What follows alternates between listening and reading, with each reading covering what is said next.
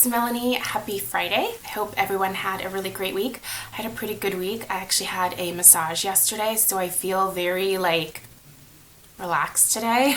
I feel like going and getting a professional massage is one of the nicest things that you can do for your body to just sort of reset everything. My mother-in-law had given me 2 massages as a birthday gift for my birthday last year, and I'm just now getting around to finally using the little package. So I had the first one yesterday, and then I have the next one in a couple weeks from now, and I'm just honestly I'm so excited for the next one. I wish I could do something like this once a week. That would obviously be super decadent and self-indulgent, but man, would that make me a happy person. I mean, I'm generally happy otherwise, but it was just so nice to have an hour to literally try to think about nothing, which is really hard for me because I'm totally one of those multitaskers. My brain is always going, thinking about all the things I need to do. But I just really tried hard to zone out and just have some Zen time, and that was wonderful. So huge thank you to my mother-in-law for those massages, because they're going to go a long way in making a Melanie very happy for a couple weeks. Okay, I'm going to go ahead and dive right into my Friday favorites and no flops. So that's a good thing. I'm going to start with 2 home fragrance picks this week. Typically, I only tell you guys about one thing, but in case you missed it, I did a video this week on a candle subscription service, and one of the fragrances that they sent, or that I requested in my subscription, because you can pick your scents, was the Cuban tobacco spice, and I didn't think that I would love this as much as I do, but I'm actually kind of becoming addicted to it, which is bizarre. So these are soy candles.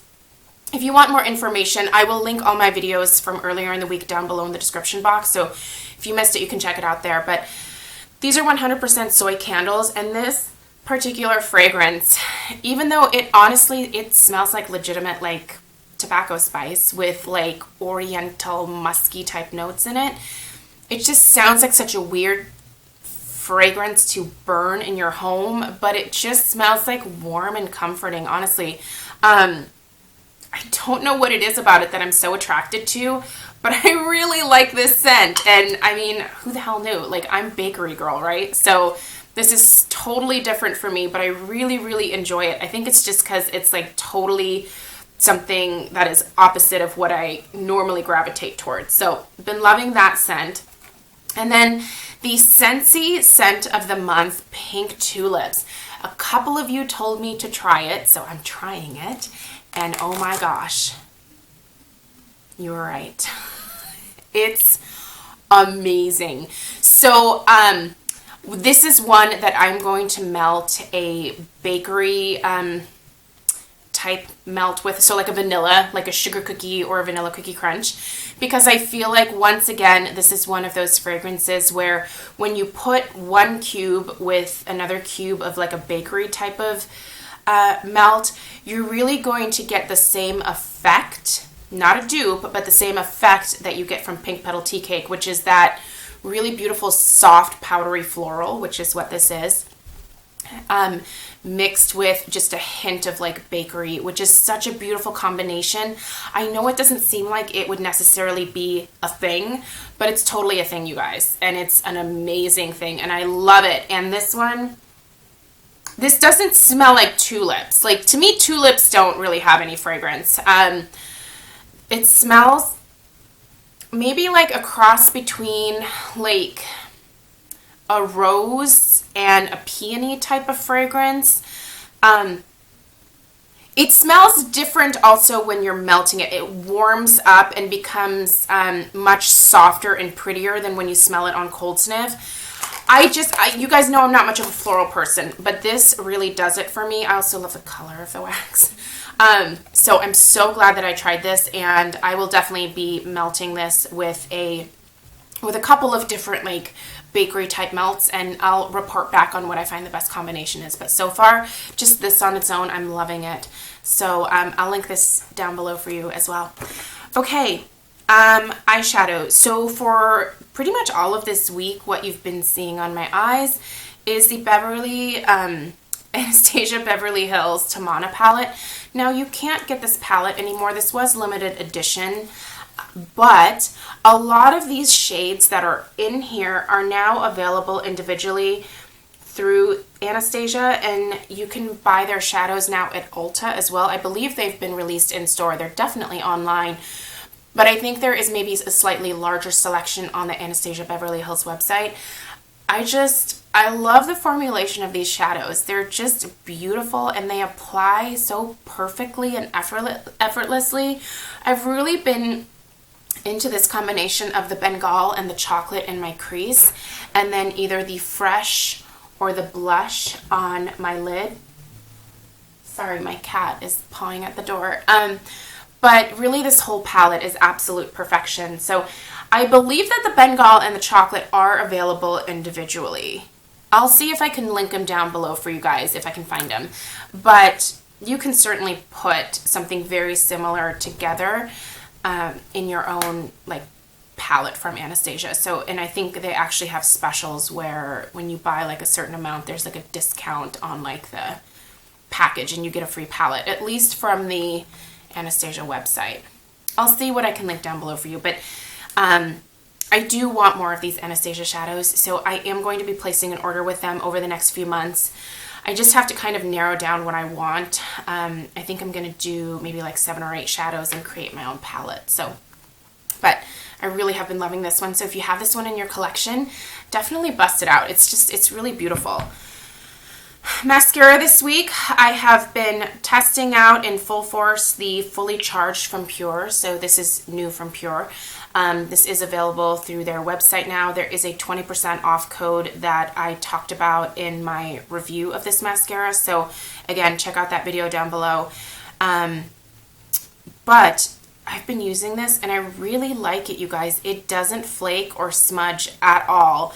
It's a really nice mascara. It's jet black. It doesn't come in any other colors. So those of you that like a brown or like a black brown, this is jet black. So keep that in mind. You don't have a color choice here, but it's a great formulation. It adds more length for me than volume, but I can make it work, you know? Like you just have to add like another layer or two to get the volume that you want. But what I noticed from this immediately is lengthening more than anything else.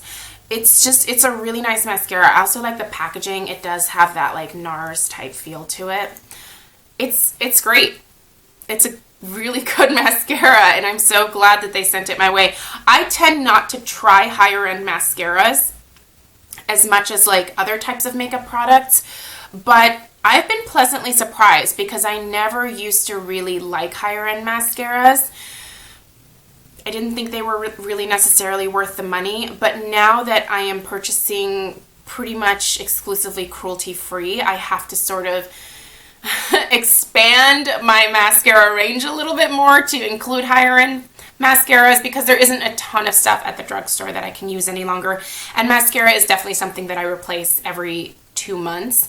So, but this one is really, really nice and I will definitely repurchase this in the future. I have been wearing the NYX, let me get this name right, Slide On, Glide On, Stay On, and definitely a Turn On Waterproof Extreme Shine Eyeliner in Brown Perfection this week. That is actually what I have on my lash line today, and it's what I've been wearing all week, and it's good. I was hoping this would be a replacement for my Kat Von D Immortal Love, and I think it can be. I do have to set it with a powder, but it does go on very, very easily, and it's a beautiful, oh, for the love of God, there we go.